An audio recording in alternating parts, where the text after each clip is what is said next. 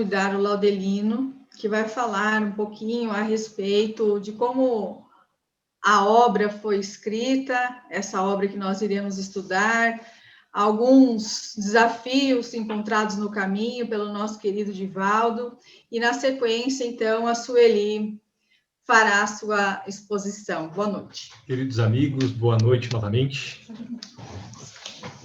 Com uma imensa alegria, o coração em júbilo de estar aqui dividindo o dia com Sueli, mas com todos nós, nessa oportunidade incrível, para estudarmos esse livro, lançado agora no dia 27 de novembro de 2020, e que todos nós estamos tendo a oportunidade não só de lê-lo, relê-lo, mas estudá-lo. E para que possamos entender um pouquinho mais a complexidade de um estudo de uma obra espírita, nós mandamos hoje no grupo do WhatsApp a biografia, tanto do médium Divaldo Pereira Franco, quanto do espírito Manuel Filomeno de Miranda. Porque é muito importante, antes de nós ingressarmos a um estudo de qualquer obra, primeiro passo a conhecermos um pouquinho mais do médium, também do espírito, para saber não só a fidedignidade da mensagem, mas considerar o propósito e a realidade da divulgação dessa mensagem. Então, o currículo está lá no grupo para que todos nós possamos tomar conhecimento de Divaldo Pereira Franco e de Manuel Filomeno de Miranda. A apresentação inicial, para nós contextualizarmos um pouquinho a construção dessa obra que Divaldo Pereira Franco fez, na minha fala inicial não será de nenhum interesse transformar alguém em vítima ou alguém em mártir, mas analisar os fatos reais que transcorreram na realização desta obra. Porque quando Manuel Filomeno de Miranda, através da psicografia de Divaldo Franco, novamente vem trazer um alerta à humanidade, e um alerta grave. Não trata-se do primeiro alerta que Manuel Filomeno de Miranda traz à humanidade através das mãos abnegadas de Divaldo Franco. Uma delas, que nós podemos recordar, no ano de 1995, Trilhas da Libertação, quando, numa reunião onde os espíritos benfeitores estavam acompanhando a reunião dos espíritos trevosos, acabam nos apresentando as 4 legítimas verdades, que o homem poderá cair, seja no poder, seja no dinheiro, seja no narcisismo, ou seja nas questões sexuais, nos dizendo que a criatura humana ou cairá em um deles ou cairá em todos. Um alerta que o Espírito vem nos trazer para que nós, como humanos reencarnados, possamos nos precaver. E nessa obra, da mesma forma, são diversos alertas que Manuel Filomeno de Miranda, junto com toda a equipe de trabalhadores, vem apresentar à humanidade. Mas é muito importante salientar que o médium que está disposto a servir a seara da mediunidade com Jesus também enfrenta algumas dificuldades, alguns escolhos.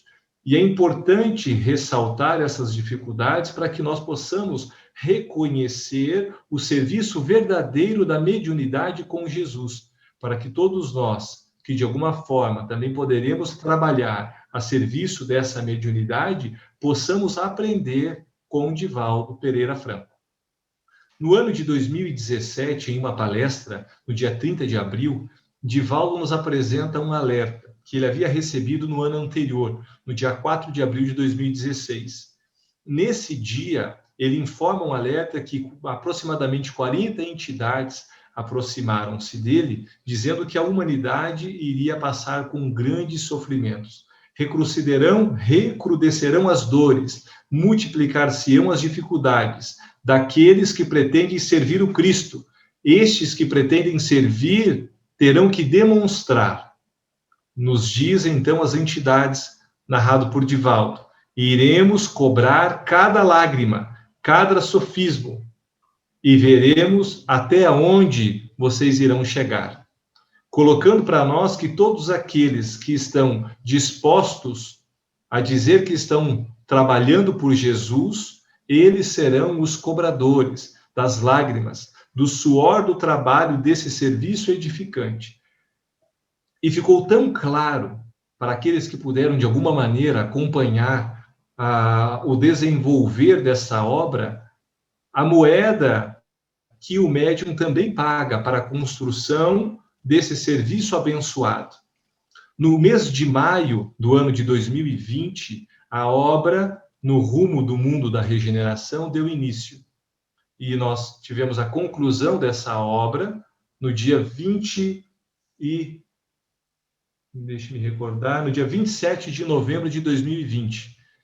Nesse período, Divaldo vinha apresentando grandes dores, sofrimentos que só ele vai poder narrar, porque aqueles que acompanhavam não vai conseguir, é inenarrável poder dizer o que ele estava sentindo graças às hérnias discais que o faziam sofrer. Dizendo que, em uma das palestras que ele fez anterior ao início do livro, que foi no ano de 2018, nos diz que as entidades se aproximavam dizendo a ele: nós queremos e vamos te matar. E Divaldo, então, responde dizendo: mas do que adianta me matar? Se vocês têm alguma coisa contra a obra é de Jesus. Vocês devem atacar aquele a quem eu sirvo e não a mim. E outra, se vocês me matarem, outra pessoa vem e continua a obra, porque não trata-se de uma obra minha, mas é uma obra de Jesus. E os espíritos então lhe responderam, dizendo: mas você desce do palco. E já em 2018, a luta começou a ficar cada vez mais acirrada em relação aos espíritos judeus e muçulmanos para tentar cada vez mais combater os servidores de Jesus. E o Consolador prometido, que é exatamente a doutrina espírita, apresentava-se então nas vigas de trabalho dessa seara valorosos trabalhadores. Mas quando começou já o início das dores mais intensas e já em período de construção da obra, os espíritos então diziam a Divaldo: nós já não queremos mais te matar, mas te fazer sofrer, porque agora nós descobrimos o ponto nevrálgico da carne e vamos te fazer sofrer a maior intensidade da dor possível para que você enlouqueça, para que você comece a pensar no desânimo, na desistência, no suicídio. E imaginemos ao ponto de relatarmos em uma conversa fraterna que estava tendo com grupos de amigos, dizendo que a psicosfera do planeta, mas especialmente do Brasil, onde estava inserido, estava tão densa que daria para fatiar algo que, na sua visão psíquica, conseguia visualizar com tanta clareza, mas agora atormentando como se fosse uma nuvem espessa, a confundir os passos para saber até onde estava real a parte física ou extrafísica. Nas grandes dificuldades, aonde a psicografia acontecia em vários momentos na madrugada, as dores muitas vezes permitia que o médium, segundo o relato dele próprio, dizendo que em momentos visualizava Manuel Filomeno de Miranda, mas não conseguia vincular-se ao perispírito para conseguir captar o pensamento para seguir na psicografia. As fragilidades eram tantas que no final de julho, uma crise de hérnia foi tão intensa que o nosso querido médium apresentou uma fragilidade na perna esquerda. A perna esquerda teve uma paralisia graças a uma compressão da hérnia de tal gravidade que gerou uma dor tão intensa que ele teve que se submeter a uma nova cirurgia. Fez todo um processo de reavaliação cardiológica e trazendo a possibilidade de uma intervenção, uma nova intervenção, porque seria a segunda cirurgia. E imaginemos a dor daqueles que alguma vez já puderam sofrer de alguma problemática nervosa ou vertebral, intensificada pela ação fluídica dos espíritos que não gostariam que essa obra chegasse à mão do público. E tentando intervir na mensagem de todas as maneiras possíveis, porque o alerta é exatamente o soar daquele que está atento para conseguir estar pensando o caminho que segue a sua vida, que segue a sua jornada.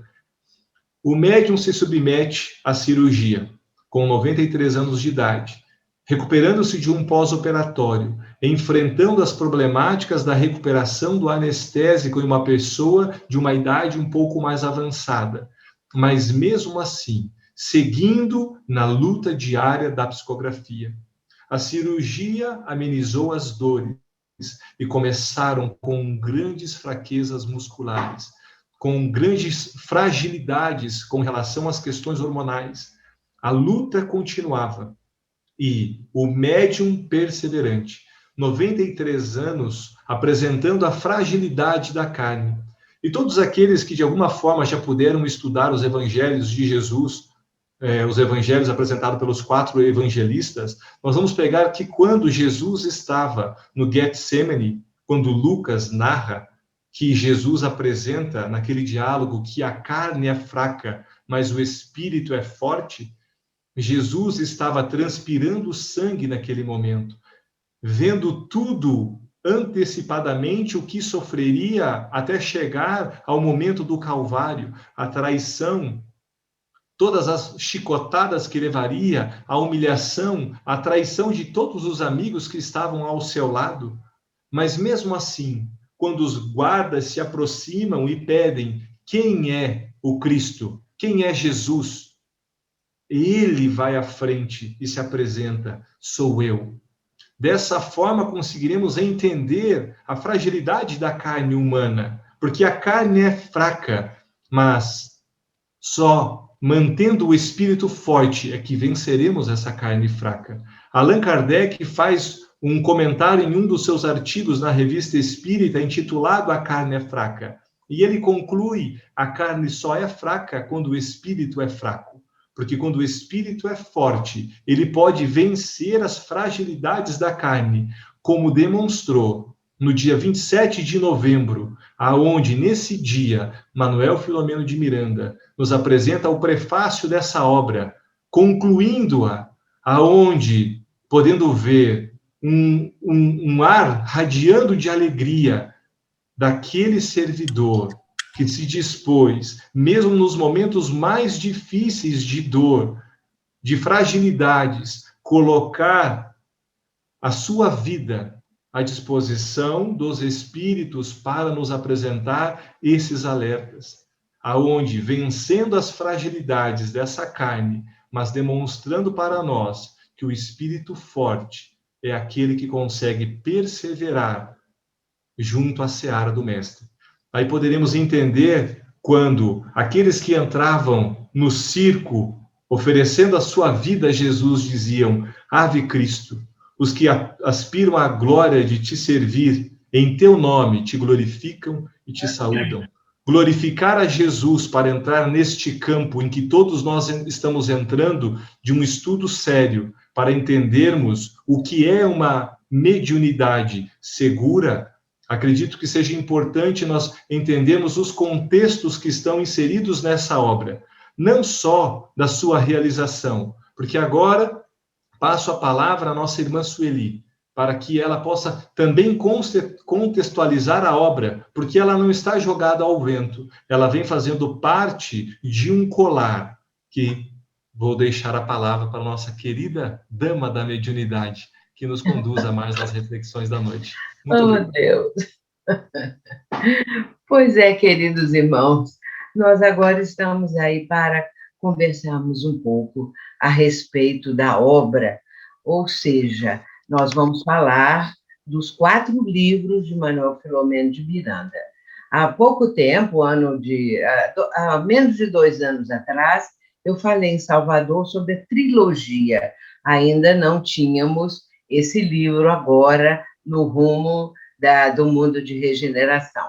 E falamos sobre a trilogia, mas agora incluímos, então, logicamente, esse livro, porque vem fechando todos aqueles outros momentos, aqueles outros ensinamentos que os 3 livros anteriores apresentam.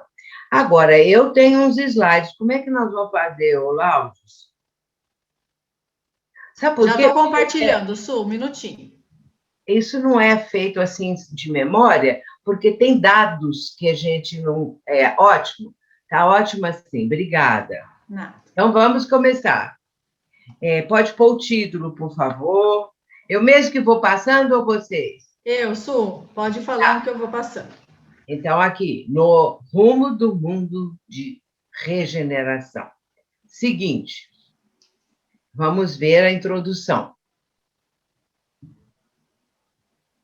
É um texto de O Evangelho segundo o Espiritismo. É o capítulo 20, o item 5. Aproxima-se o tempo em que se cumprirão as coisas anunciadas para a transformação da humanidade. Ditosos serão os que houverem trabalhado no campo do Senhor, aqui está faltando um pedacinho, sabe? Sem outro móvel a não ser a caridade. Seus dias de trabalho serão pagos pelo cêntuplo do que tiverem esperado. É porque nós estamos com um texto numa tela muito grande, não é? E aí as palavras ficam só pela metade. Vamos seguir, Gisele, por favor. Vamos começar, agora acho que vai dar bem. Nós temos, a respeito da obra de Manuel Filomeno de Miranda, com o nosso agradecimento profundo, porque quanto mais nós mergulhamos o nosso interesse, o nosso estudo, os nossos pensamentos nessa obra, mais o admiramos, mais amamos esse espírito tão querido. Ele vai começar com Transição Planetária no ano de 2010. O Transição Planetária, é claro que trouxe também um impacto muito grande, inclusive porque apresentava logo no início, os primeiros capítulos, aquela questão do tsunami que ocorreu naquela época, acho que um ano antes, não é? E então, a quantidade, mais de 200 mil pessoas que desencarnaram. E nesse início da obra é apresentado a forma como a espiritualidade resgata aqueles espíritos que desencarnaram.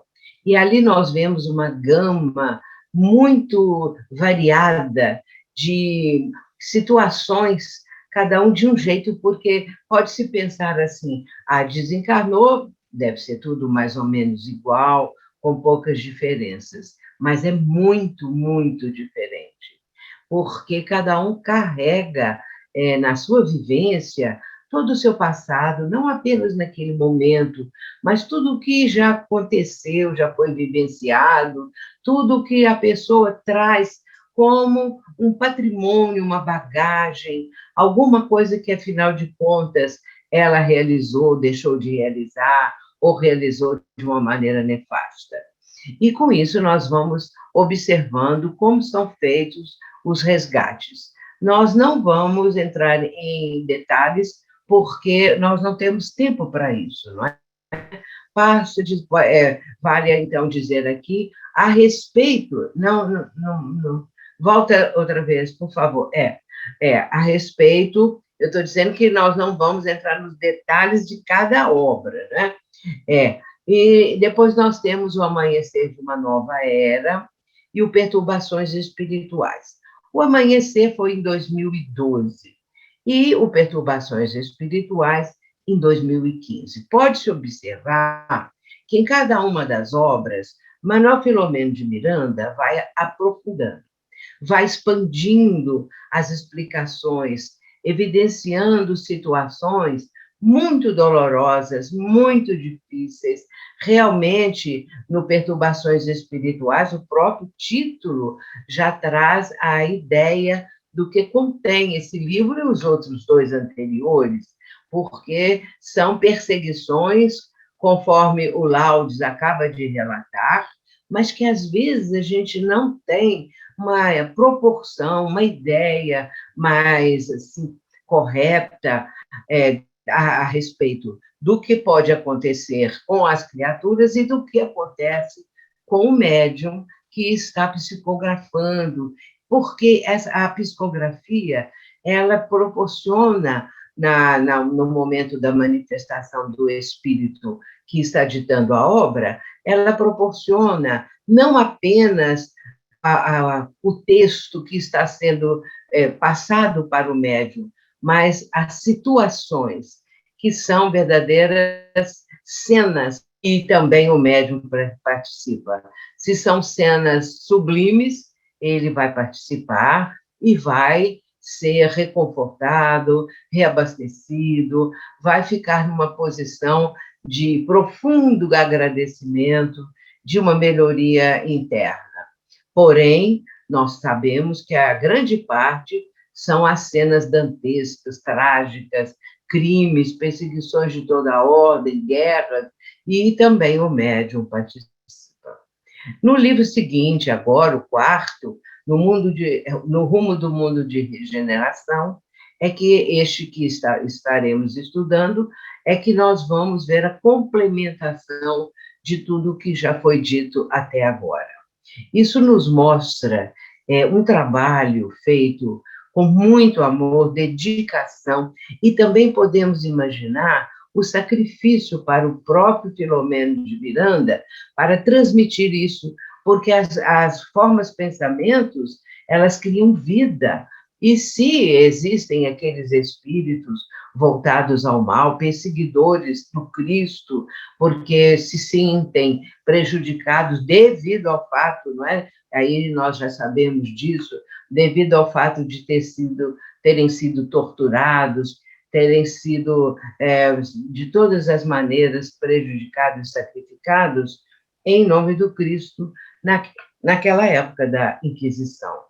E, com isso, esses espíritos cheios de ódio, né, estão se apresentando, se comunicando. Mas eu quero dizer uma coisa muito interessante, que o meu mentor, ele é um médico, que ele é também o mentor da nossa reunião. Esse médico ele clinicava ali em Minas Gerais mesmo, ele formou-se no Rio de Janeiro e clinicava na nossa região, em Juiz de Fora e tudo mais. E ele dirige, então, a nossa mediúnica. E ele fala o seguinte, que quanto mais odiento é o espírito, quanto mais cheio de ódio ele se apresenta, mais ele está sofrendo, mais ele sofreu.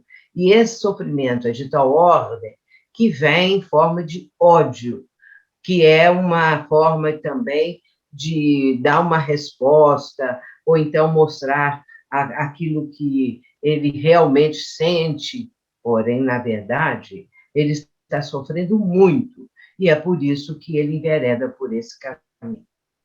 Essas 4 obras, elas representam uma continuidade da programação do Consolador prometido por Jesus, e sob a égide do Espírito de Verdade e de Allan Kardec, claro que ali no século XIX, quando foi lançada a obra, quando a doutrina espírita foi apresentada ao mundo através de O Livro dos Espíritos.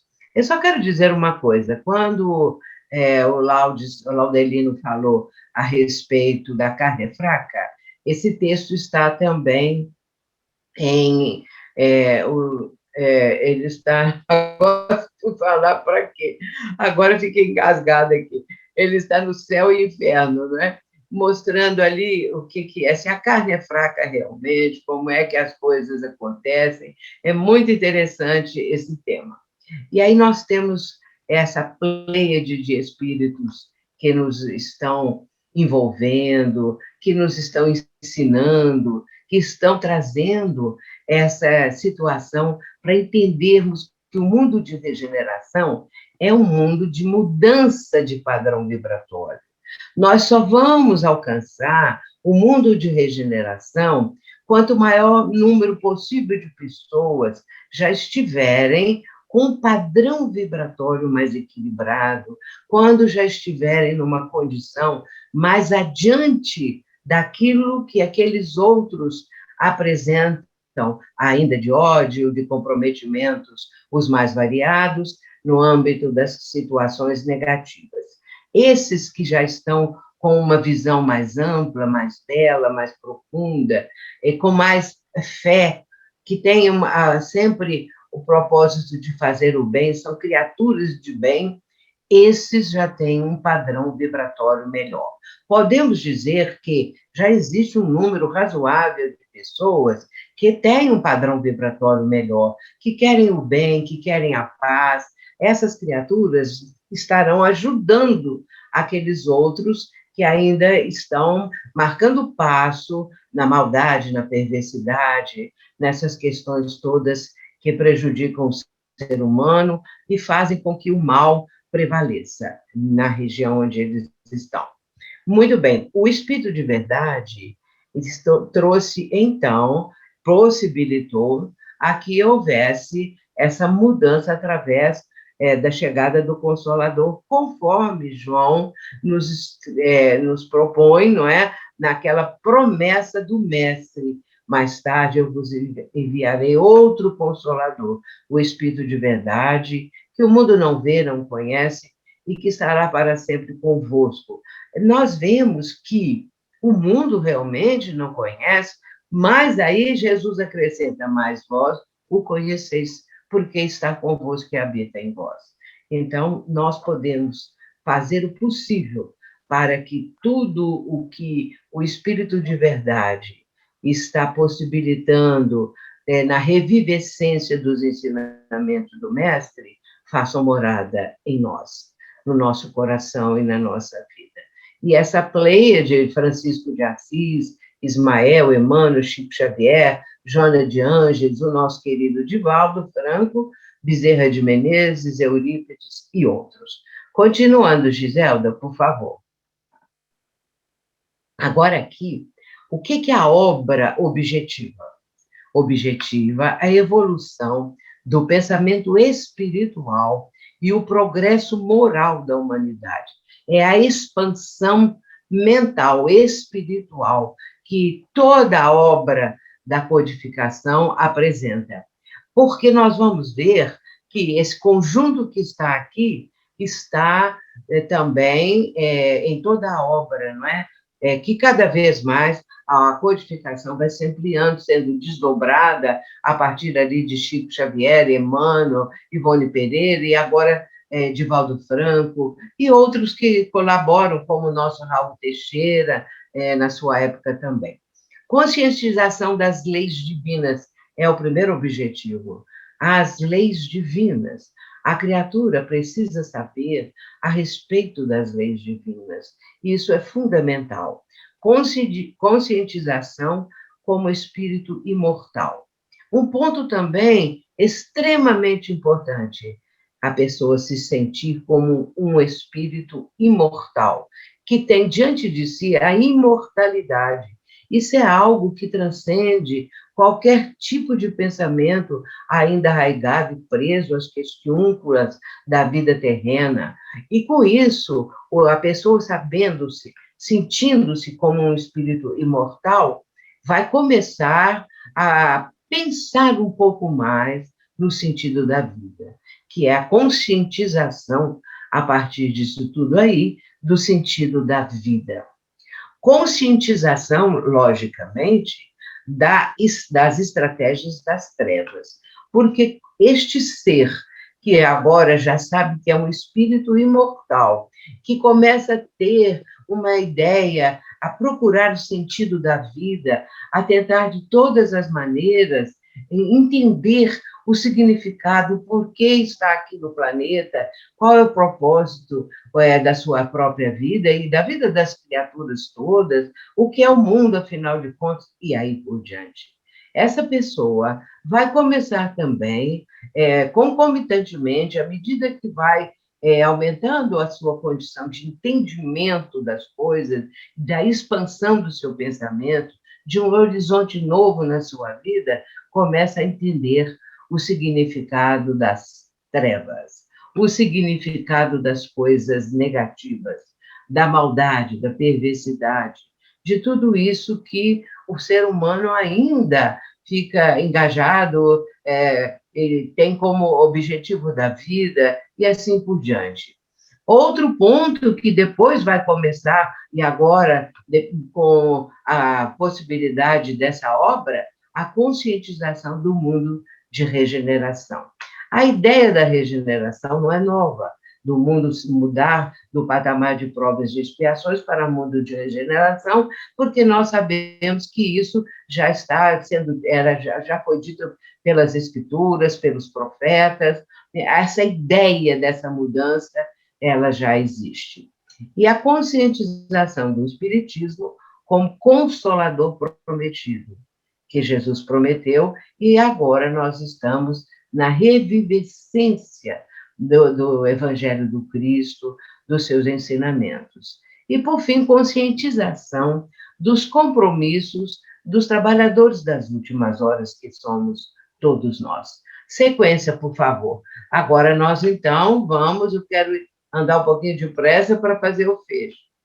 E vejamos que Filomeno de Miranda explica que a obra apresenta o livro No Rumo do Mundo de Regeneração, apresenta desafios modernos, os desafios modernos, as obsessões coletivas que campeiam e as individuais. É interessante lembrar que o doutor Bezerra de Menezes, numa comunicação no ano de 2009, no Rio de Janeiro, ele vai falar sobre a questão dos vírus, e ele vai falar que são resultado, porque ele fala que as obsessões, nessa obra que está no livro Em Nome do Amor, publicado pela FEB, ele vai falar que havia, naquele momento, uma verdadeira pandemia de obsessões, e que isso estaria possibilitando uma mutação nos vírus.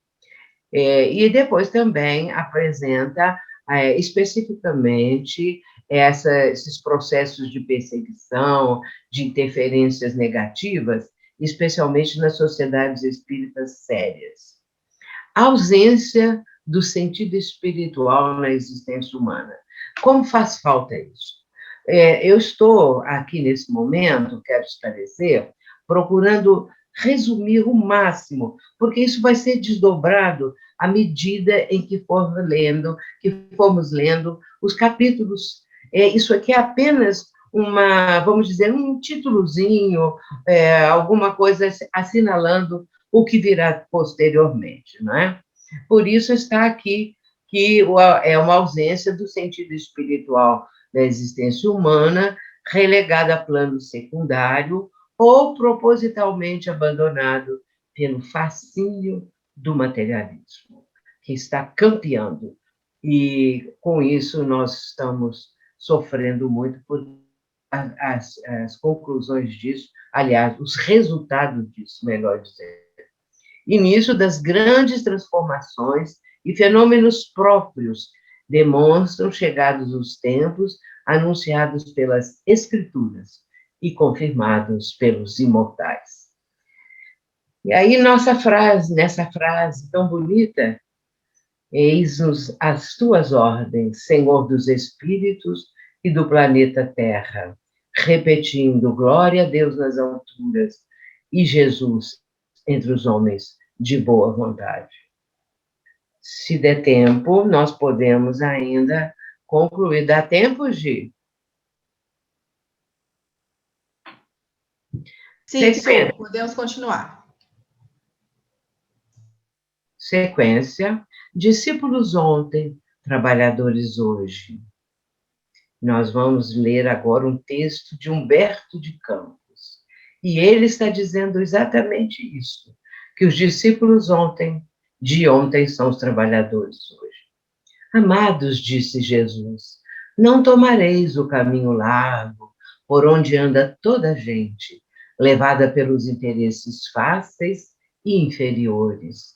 Buscareis a estrada escabrosa e estreita dos sacrifícios pelo bem de todos, e de antes as ovelhas perdidas da casa de nosso Pai.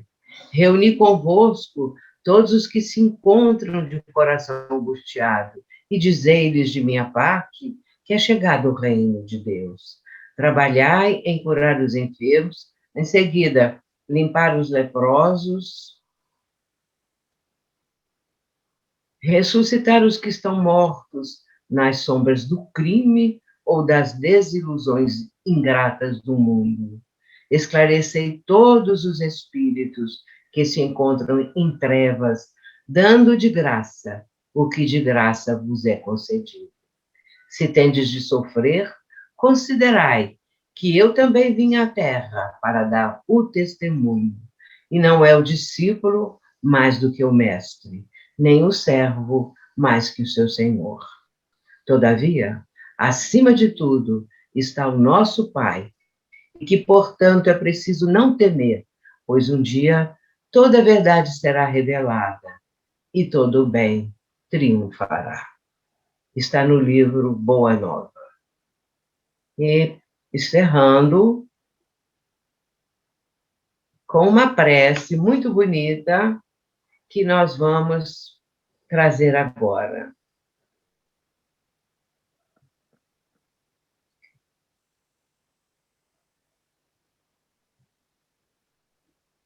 Oração.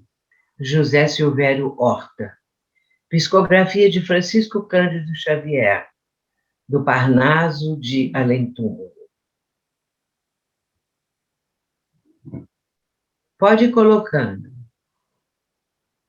Pai nosso, que estás nos céus, na luz dos sóis infinitos, Pai de todos os aflitos deste mundo de escarcéus.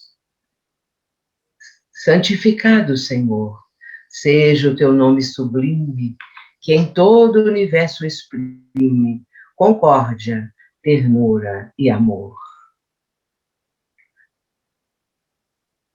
Venha ao nosso coração o teu reino de bondade, de paz e de claridade na estrada da redenção. Venha, cumpra-se o teu mandamento, que não vacila nem erra, nos céus como em toda a terra, de luta e de sofrimento. Evita-nos todo mal, dá-nos o pão no caminho, feito na luz, no carinho, do pão espiritual. Perdoa-nos, meu Senhor, os débitos tenebrosos, de passados escabrosos, de iniquidade e de dor. Auxilia-nos também, nos sentimentos cristãos, a amar nossos irmãos que vivem longe do bem. Com a proteção de Jesus, livra a nossa alma do erro, sobre o mundo de desterro, distante da tua luz. Que a nossa ideal igreja seja o altar da caridade, onde se faça vontade do teu amor. Assim seja.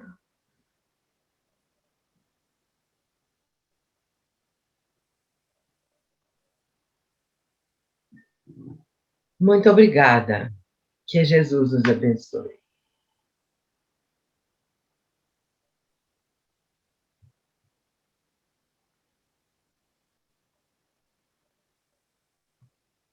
Obrigada, Sueli. Nós agora passamos aos coordenadores, todos aqueles que foram apresentados, que quiserem fazer seus comentários, os seus aprofundamentos, para que depois a gente passe, se eu não me engano, temos uma pergunta, o link da palestra que o Laudelino citou a respeito do aviso que o Divaldo recebeu lá em 2016, que depois a Sueli fez um estudo e que foi divulgado, já foi passado ali no chat e também nos grupos de WhatsApp, para aqueles que perguntaram. Então, se tiver algum dos nossos coordenadores que queira falar, esteja à vontade.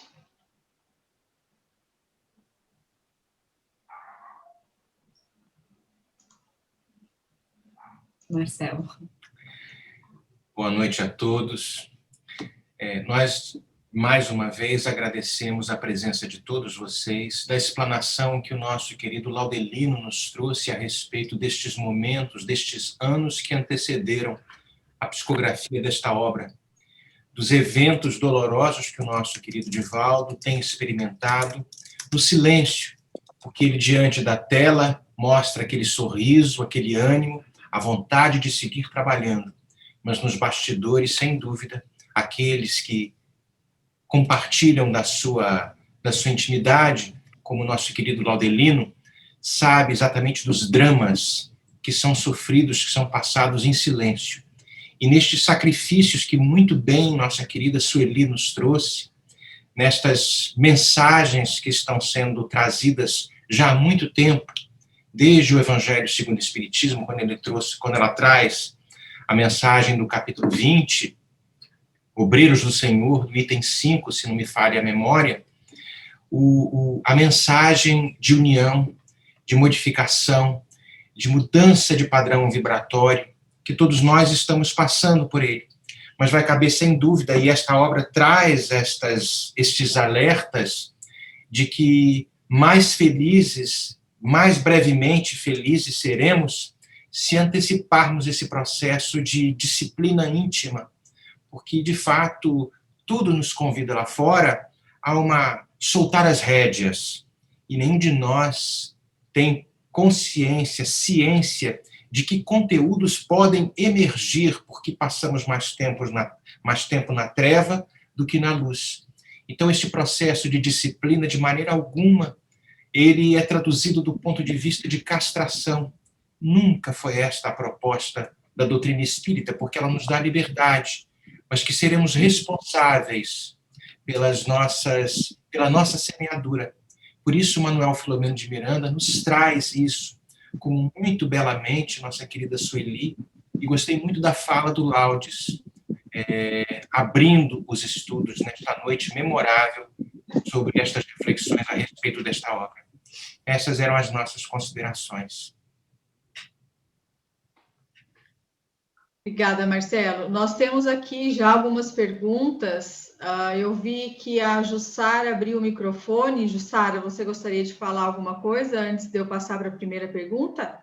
Falar rapidinho, que eu acho importante demais e agradeço muito realmente nós termos esse conhecimento a respeito das dores, dos sacrifícios, do comprometimento, da responsabilidade de Divaldo e dos espíritos que o acompanham, sem dúvida alguma, mas que é sempre bom nós lembrarmos que se eles passam por essas dores e que são, assim, dignos da nossa admiração, eles fazem isso também para nos servir de exemplo e para nos convidar para que cada um de nós também saibamos segurar a nossa cruz, para que também, através deles, através dos exemplos, através, né, justamente do esforço que eles fazem para nos iluminar, para fazer essa transformação, que nós também saibamos e que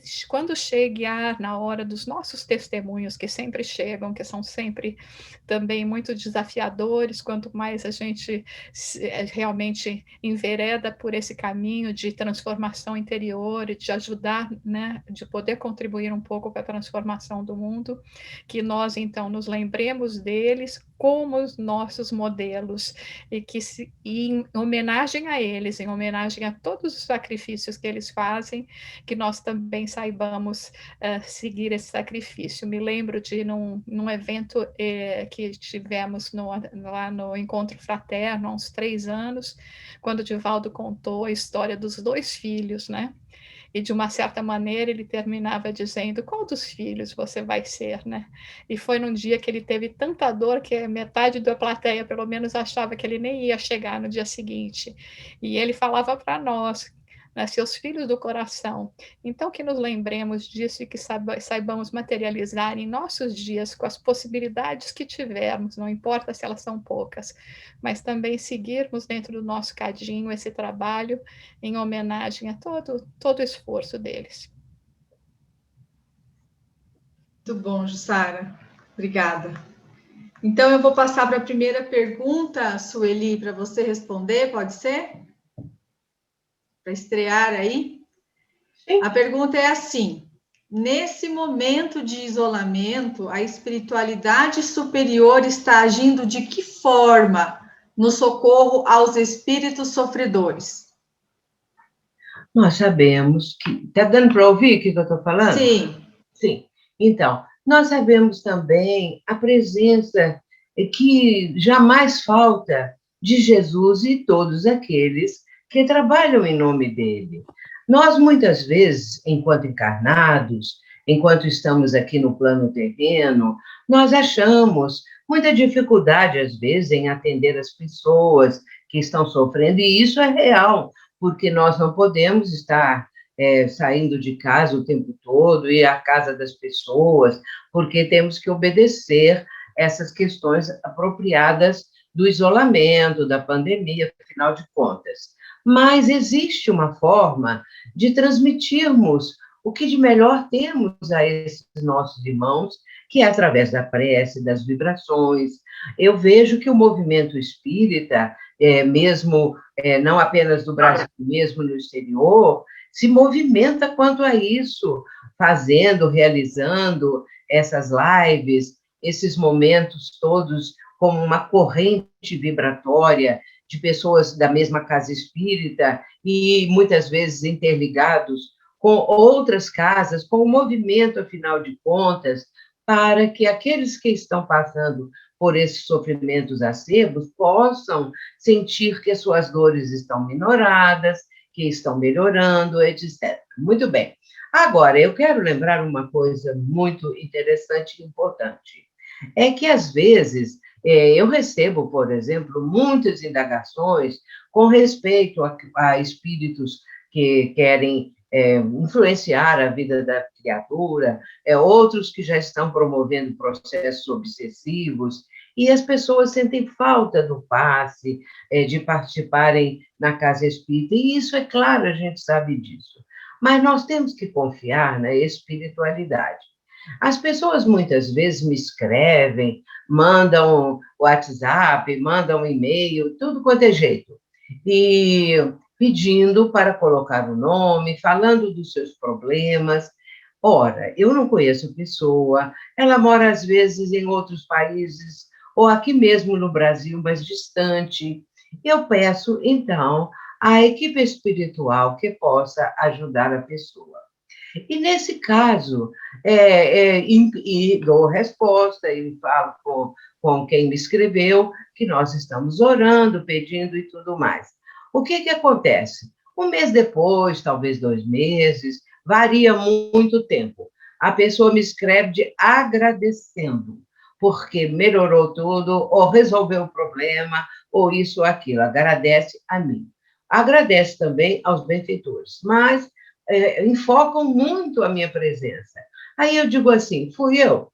Eu conheço pessoa? Não. Eu fui lá? Não. Como é que eu pude resolver isso? Só vibrando, só com a prece. Agora, quem fez o trabalho? Os mentores, esses que estão no trabalho, vamos dizer assim, porque se nós não existíssemos, se nós não tivéssemos a possibilidade do intercâmbio mediúnico, nem por isso eles deixariam os necessitados de receberem a ajuda.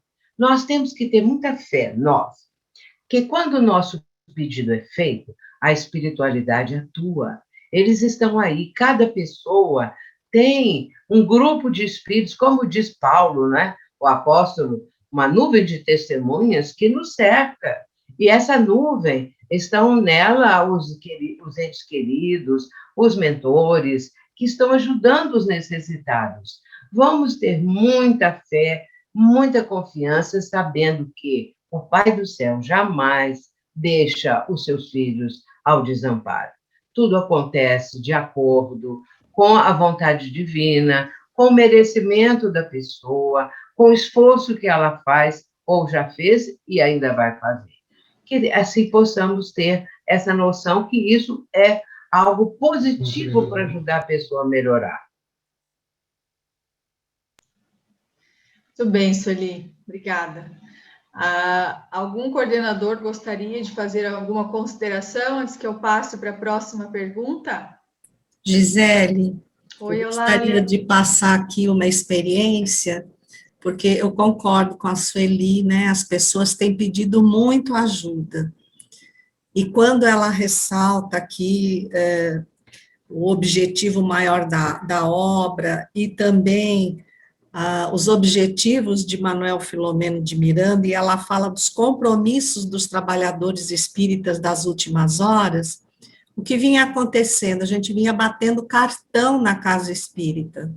Eu não falto nas tarefas, eu sou um médium responsável, ouvíamos os diálogos das reuniões mediúnicas, e o estudo ainda muito aquém faz médiuns, trabalhadores, pensar que aquele breve diálogo teve uma ação de transformação moral daquele espírito que veio à reunião mediúnica. Quando nós que permanecemos anos a fio, não estamos apresentando essa mesma transformação. Então, a nossa mentora espiritual, a Maria do Rosário, disse que o espiritismo não é o consolador prometido, não é o cristianismo redivivo. O que aconteceu com os cristãos do primeiro século, que foram para o testemunho? Então, agora chega de teoria, nós estamos isolados, entre aspas, não presencialmente na casa espírita, mas agora é hora de trazermos aquilo que realmente pode convencer os espíritos, que é a nossa conduta moral, de acordo com tudo que nós aprendemos até agora. Então, esse é o grande desafio, o comprometimento dos trabalhadores das últimas horas. Muito obrigada. Obrigada a você, Eulália. Então, a próxima pergunta. O Laudelino comentou no início sobre as dores que Divaldo foi alvo enquanto produzia o livro. Pergunto, por que Jesus e a espiritualidade permitiram tal sofrimento?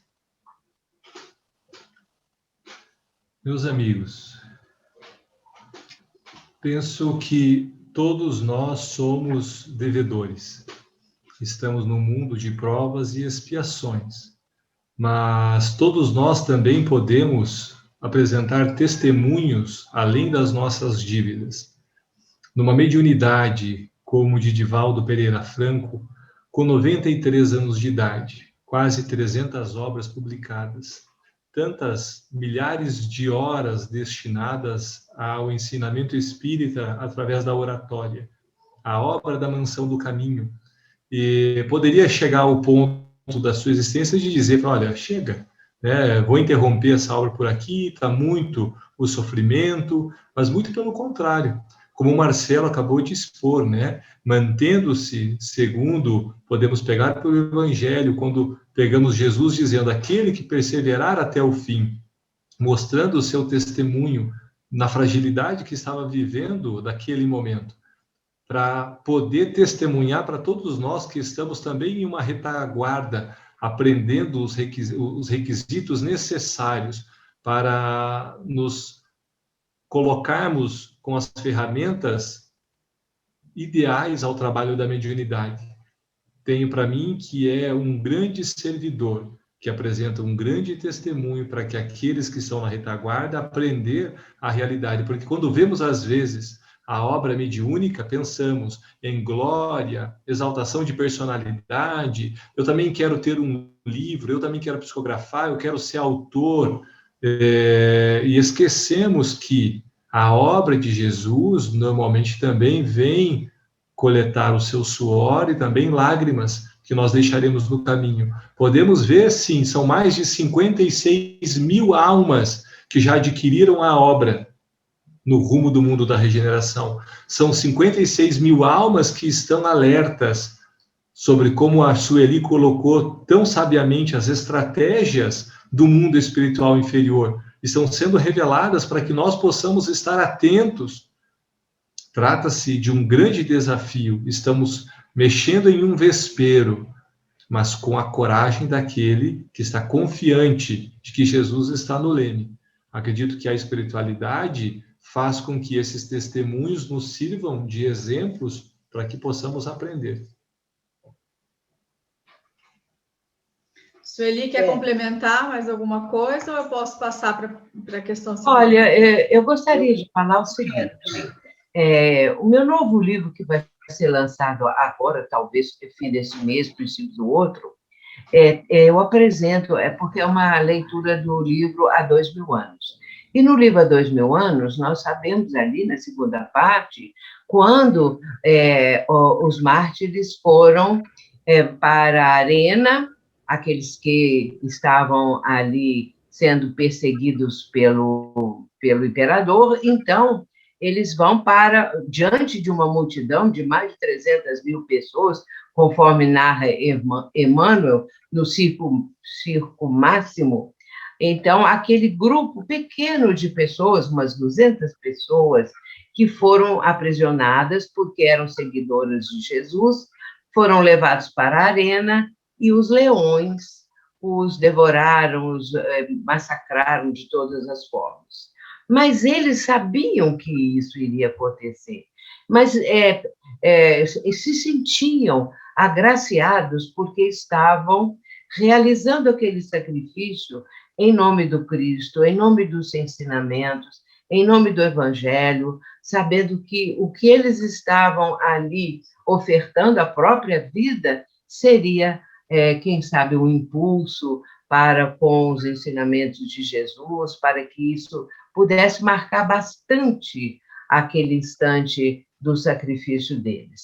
A lição é belíssima, é muito emocionante. E aí a gente entende o que Joana diz. Joana de Ângeles, ela diz assim: hoje a arena é o mundo e os leões, uma coisa, estão dentro de nós. As feras, melhor dizendo, não bem os leões.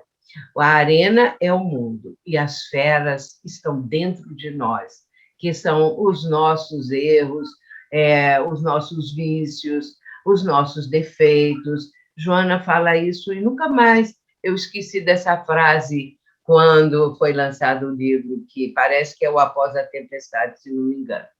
Então, é isso que eu queria dizer, porque é uma entrega da pessoa para que se possa observar, sentir, notar que, acima de tudo, está o ensinamento, está Jesus e toda a seus ensinamentos. Gisele, posso falar? Pode. Depois de você, vem a Jussara. Tá. Assim, lógico que ouvindo todas as amigas e o Laudelino está excelente. Mas sabe, Sueli, eu me lembrei da história de Inácio de Antioquia, respondendo a nossa querida amiga Tânia, da 13ª URI. Então, Inácio de Antioquia está no livro Semeador de Estrelas, da Sueli, né? Ele também estava na arena para ser devorado pelos leões. E os leões devoraram todos ali à volta, e Inácio não, né? Ficou ali sem ser devorado, porque ele queria dar a sua vida por amor a Jesus.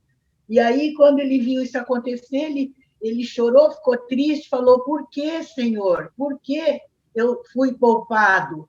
E então aparece Jesus, né? Muito linda a história, e diz a ele: Inácio, morrer aqui num golpe é muito fácil. Nós queremos você em vida, para você dar o testemunho, para você falar sobre o nosso Evangelho. E ele foi e viveu muitos anos. Agora, imaginemos se era muito fácil morrer ali com uma patada de um leão, então nós imaginemos como foram os testemunhos de Inácio de Antioquia. Então, eu acredito também, como as meninas falaram, o Laudes também, que isto foi um testemunho aceito pelo Divaldo. Fala: meu filho, você quer escrever essas obras? Vai ser dureza, vão te atacar. E ele aceitou por amor a Jesus, como os cristãos na época que foram, então, jogados aos leões, ou como Inácio de Antioquia. Viu, Tânia? Belo exemplo, muito bom. Jussara, É nessa linha também, porque nós lembramos que, né, tem a dor expiação, a dor provação, mas tem a dor do sacrifício, né? E sem dúvida alguma, muitas vezes nós queremos ver as dores que esses grandes missionários, né, passam como sendo eventualmente até uma representação da falha ainda dos próprios espíritos. Com certeza nós sabemos que ainda não estamos, talvez nem esses missionários assim tão avançados espiritualmente falando, mas eu me lembro que existia que Chico costumava dizer o seguinte, que o corpo dele estava doente, mas não o seu espírito. E eu acho que isso se aplica também ao nosso querido Divaldo. O corpo pode representar essa doença, seu espírito está cada vez mais luminoso, mas ele aceita tudo isso pelo sacrifício de amor a nós, de amor a Jesus, acima de tudo, para nos trazer esse caminho. Então, não devemos olhar com esse viés de como encaramos as nossas dores, que mais das vezes são mesmo resultados das nossas más ações, mas não muito no caso desses grandes, grandes e queridos espíritos que nós nos referimos aqui. Muito bem, Marcelo? Eu gostei muito dos comentários que foram trazidos, muito elucidativos e extremamente oportunos. Mas a gente pode até, de repente, imaginar, né? Porque as questões do sofrimento, quem quer sofrer? Ninguém quer sofrer, né? Mas eu fico imaginando, como é que nós poderíamos, de repente, do ponto de vista muito superficial, imaginar Jesus, com todo aquele sofrimento que ele teve, sendo crucificado, ridicularizado em praça pública, para aqueles que têm uma visão materialista, relativista, superficial, ele foi um grande perdedor, mas demonstrou a grandeza desta alma que no terceiro dia se mostra para uma mulher, e mostra que meu reino não é deste mundo. Se nós olharmos a vida de Francisco de Assis, o nosso querido pobrezinho, teve câncer, tracoma, situações das mais diversas, e as exemplificou como nunca, guardadas as devidas proporções, o nosso querido Divaldo, que ao longo deste ano que passou, em 2020, tem nos comentado, meu filho, Jesus é muito comentado, lindamente dissertado, mas tão pouco vivido. Sigam todos vocês na vivência deste homem. A dor é uma bênção que Deus envia aos seus eleitos, como está ali na mensagem da paciência, no Evangelho segundo o Espiritismo.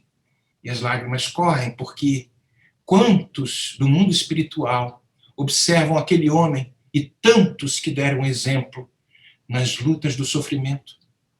Leon Denis tem no capítulo 26 da obra O Problema do Ser, do Destino e da Dor, uma passagem que repito muitas vezes, que o capítulo se chama A Dor.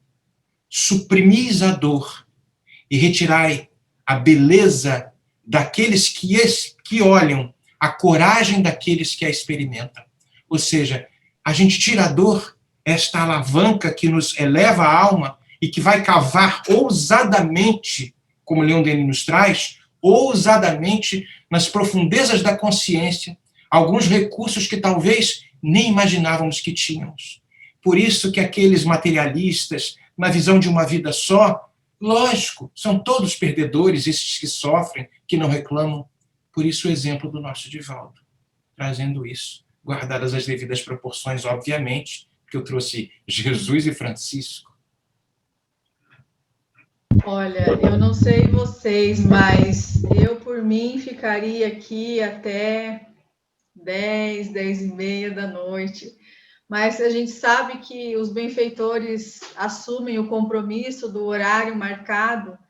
Então, infelizmente, falta 3 minutos para encerrarmos. Eu vou fazer mais uma pergunta. Antes, eu só gostaria de avisar que nós vamos disponibilizar bem certinho os links de onde estará sendo publicada onde estarão sendo publicadas as aulas, tá?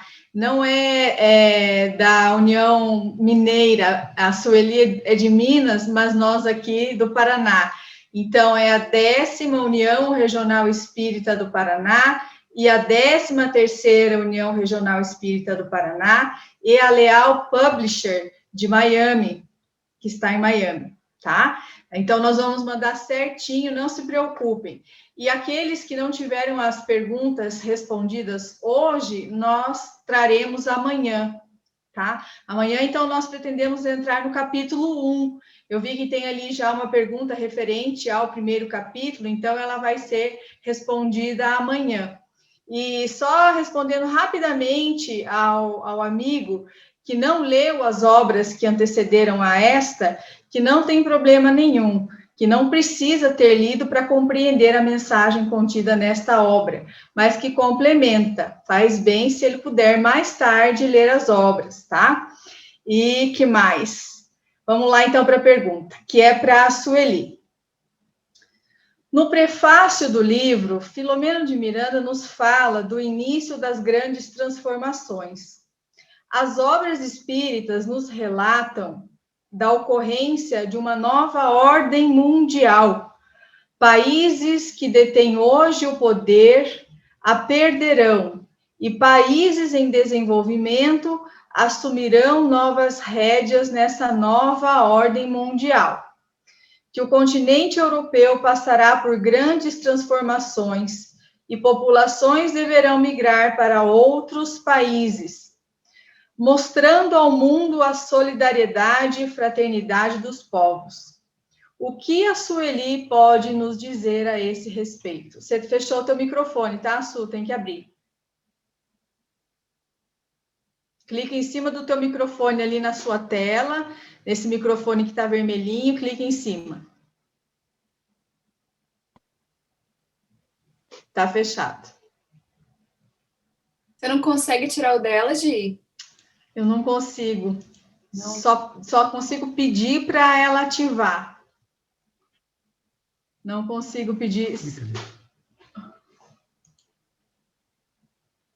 Gisele, se ela for com o mouse para baixo, ela enxerga o microfone. Porque ele some. Passa pelo chat. Ah, não sei, não. Abriu! Abriu? Su. Uhum. Abriu. Abriu? Sim. Abriu. Posso falar? Pode. Pior que eu já esqueci. Não, isso é brincadeira, viu, gente? Olha, disso tudo que a pessoa falou, quem foi que falou isso?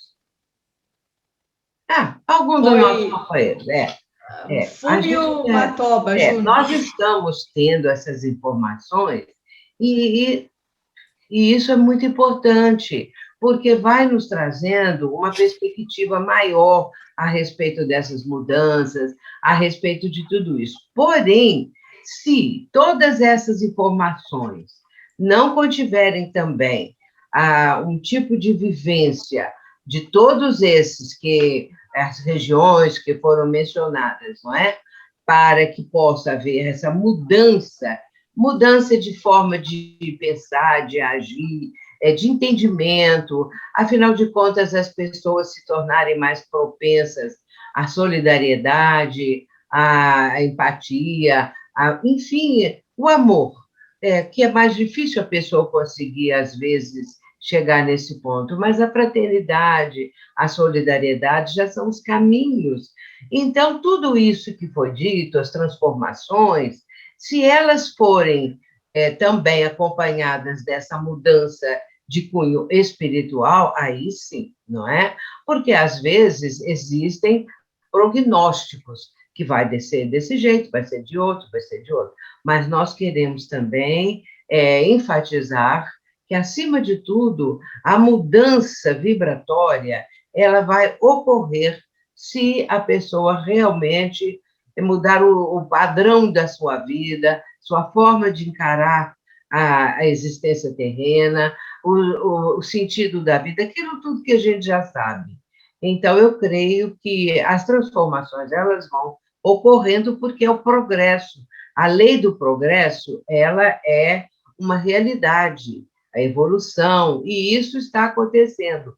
Porém, há necessidade de que a transformação espiritual esteja acima da intelectual, não é? Que hoje em dia o progresso intelectual antecede o progresso moral, mas é preciso mudar esse quadro, que o progresso moral também tenha vez e cada vez mais se torne presente na vida do ser humano.